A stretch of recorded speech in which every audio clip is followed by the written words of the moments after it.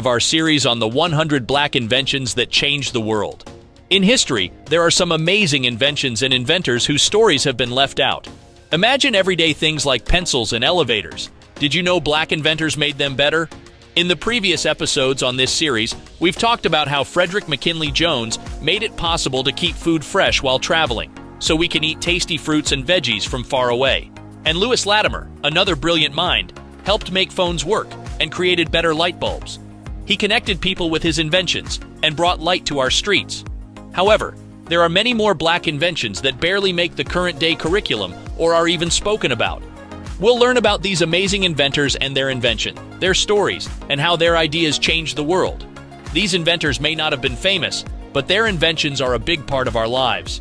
Before we get right into the video, please smash the like button and subscribe to the channel so you can catch all the parts in this series and keep informed of our eye-opening black narrative. Number 40. Industry Standard Architecture Systems Bus. When you plug your printer, keyboard, or monitor into your PC, the majority of the time you'll find that it simply works, no matter what brand your peripherals are or how long ago you purchased them. This is largely because of the developments of inventors Mark E. Dean and Dennis L. Moeller, who developed the internal architecture of what's known as the ISA, or Industry Standard Architecture, at IBM in the early 1980s. The pair began working together on a team tasked with building a microcomputer system with bus connectivity for peripheral processing devices for IBM computers and compatible PCs. A bus is a device that connects a computer's central processing unit with devices such as keyboards, mice, monitors, printers, and the like. With the bus installed, devices can communicate with one another, making it possible for devices to work together efficiently and at high speeds. Dean and Muller made architectural improvements within the PC and the bus that laid the foundation for explosive growth in the computing industry. Their invention, for which they received a U.S. patent in 1985, made it possible for users to connect computers to peripherals by simply plugging them in. Number 39. Improved fountain pen. William Purvis was an African-American inventor and businessman who received multiple patents in the late 1800s.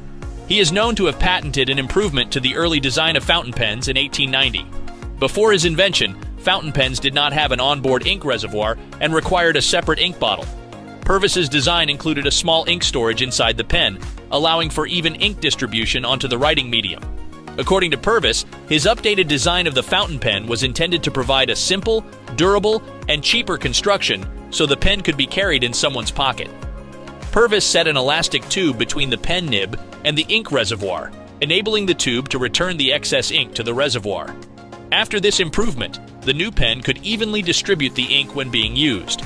Purvis's invention of the fountain pen with onboard ink storage made handwriting work cleaner and more efficient than the previous method. For this design, Purvis received a U.S. patent on January 7, 1890. Number 38. First gigahertz chip. In the year 2000, Mark Dean worked with a team of IBM's engineers to create the first gigahertz chip, a microprocessor able to do 1 billion calculations a second and break the barriers of what microprocessor manufacturers and semiconductor engineers thought was impossible. Prior to then, computer processors were operating in kilohertz at 1,000 cycles per second and megahertz at 1 million cycles per second. With Dean's game-changing piece of technology, computers were able to perform up their speeds. The chip meant that people could process data faster than ever before. This invention helped skyrocket personal computing sales in the late 80s and early 90s, making personal computers a part of everyday life. Today, personal computers are able to reach speeds of 6 gigahertz, which could go even higher in the future.